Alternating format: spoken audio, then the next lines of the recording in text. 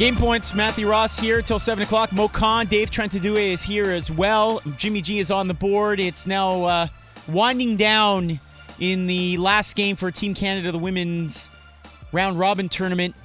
They're down 60-47 right now with just under 5 minutes remaining. They had cut it to 2 after being down by 12, but it's now a 13-point lead for Spain, and it's not getting any better right now. But Canada will be in the quarters. It'll be a tough opponent, but they will indeed make it. We're going to talk some NFL in a minute here.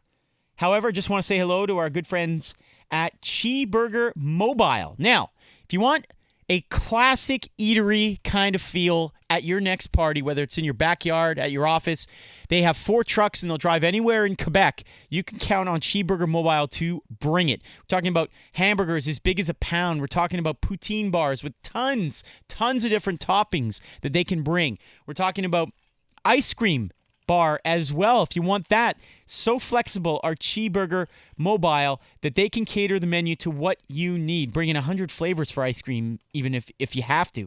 514-512-1328. 514-512-1328. Look out for their trucks throughout the summer, spring, and fall. CheeseburgerMontreal@gmail.com. C-H-E-E Burger Montreal @gmail.com. Or check out the truck they have in Paincourt on the corner of Cardinal Léger and Langlois in Bellevue Park. You can check that out as well. Go to facebook.com/CheeseburgerMobile if you want to see pictures of that delicious food and people enjoying it. All right, let's talk some NFL here on the program. Dave Trentadue has been compiling some of the interesting storylines as preseason is now underway. David. All right, guys, I want to start off with a question about the Buffalo Bills. They recently signed Tyrod Taylor, the quarterback, to a 6-year, $92 million extension.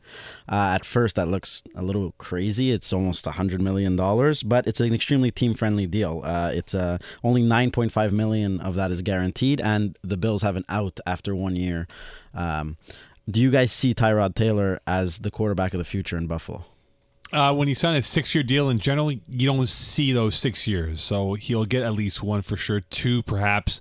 Beyond that, though, I'm not too sure. I think right now for the Buffalo Bills and where they're at in their progression, they don't have a quarterback that you can say is a franchise builder that Jacksonville has or Oakland has, for example, in the AFC alone.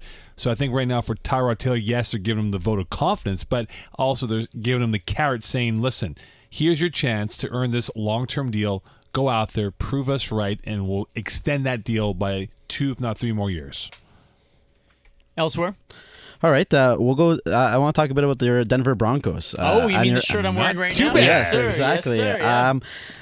There's a battle at the quarterback position. Who do you see starting opening day? I think it'll be Mark Sanchez. However, I want it to be Trevor Siemian so badly. I had a chance to take in the preseason game between Chicago and Denver on Thursday. It was a shutout for the Broncos, despite the fact that they had several Pro Bowlers not even playing in the game. So I don't know if that's an indictment on the offense of the Bears or how deep the Broncos defense really is. But the offense itself looked pretty good for the most of the game. Mark Sanchez started the game, completed the first drive, in fact, was a touchdown drive. It looked very, very good. He had his starters in. He looked phenomenal. And then the second drive, well, it was an interception. It was a tip and then an interception by Jarrell Freeman, the linebacker of the Bears. So kind of an iffy report card on Sanchez. Trevor Siemian came in, the 7th rounder from last year, the 3rd stringer from last year. A heck of an arm. Guy who had some knee troubles, ending his college career for Northwestern. But he looked pretty good, I thought. He was something like 7 of 11 for 84 yards. He had a ball in the end zone that should have been caught, so he should have had a touchdown. He did have a drive that he drove down. They had a field goal. I really want him to win it. He reminds me so much of Jake Plummer, a guy who can kind of scramble out of the pocket with a big arm. I really want he has that swagger about him. I think with Sanchez, you're very limited in terms of the arm strength and also that one brain fart per game that just absolutely kills you as a fan. I really don't want to see it to be Sanchez, but I have a feeling it will be. Mo, your take? It's preseason. No, I think right now for the Broncos, they know that they have up until week 3 of the preseason to decide who will be their quarterback. Because we all know the 3rd game of that schedule is where you have the number 1 guys go pretty much into the 3rd quarter. I think right now it's still up for debate on who could be that guy for them. Look, we know Paxton Lynch will be the eventual future quarterback of this football team. But right now, if Gary Kubiak believes that Simeon is that guy because he's been in the system a lot longer than Mark Sanchez, then by all means he probably will go with him because he knows very well that defense can keep us in football games, perhaps get us some points and put us in great field position to avoid those 80-yard drives that maybe Simeon or Sanchez can do at the present moment.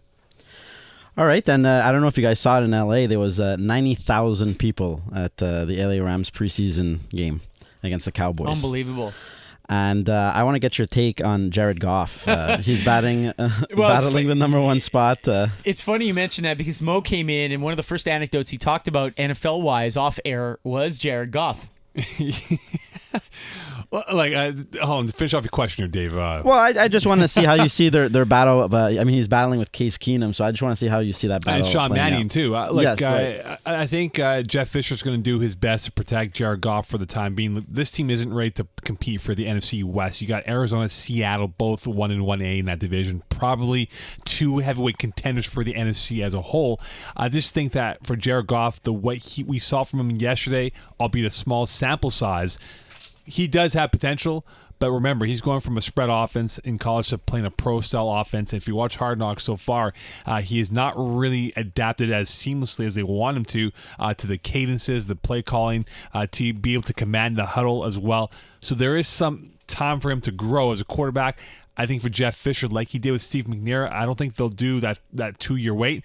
I think they'll sit him for the first couple weeks. If things falter with Case Keenum or Sean Mannion, eventually we see Jared Goff in at quarterback for the Rams, perhaps week 6, week 7, or beyond. All right. Le'Veon Bell in Pittsburgh. He has a potential 4-game suspension for missing a few drug tests. What do you? He's planning an appeal. Do you see him serving out the actual 4 games? And if so, how big of a blow is that to Pittsburgh's offense? Well, like we saw last year, right, in the playoffs against the Broncos, they missed them, and perhaps they don't fumble that ball in the fourth quarter, they win that football game. Perhaps. It's a what-if, right? They missed him and Antonio Brown. But we saw what that offense could be with Le'Veon there. I mean, it makes that passing game more dynamic to give Big Ben an option to hand off the ball to Le'Veon Bell. But the whole thing for this Steeler team, though, Dave, is this. If Le'Veon Bell serves 4 games, they have DeAngelo Williams in the background to be there to serve as a primary ball carrier for the time being. But we all know that this team has sort of gone from being a pound and ground style of offense to now being an air raid offense with Big Ben and that receiving core that they have. So I think there won't be much of a hiccup.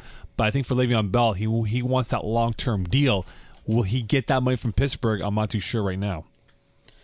In terms of Le'Veon Bell, I think it's almost a blessing that he's out because the Steelers need this guy healthy later in the year. So maybe he's fresher, maybe he's a guy who's got less miles on him, and maybe there's more of a chance that he's healthy when they really need him at the end of the year. You got DeAngelo to keep the train going early in the season. So I think it's almost a blessing just based on the fact that this guy does miss a lot of time.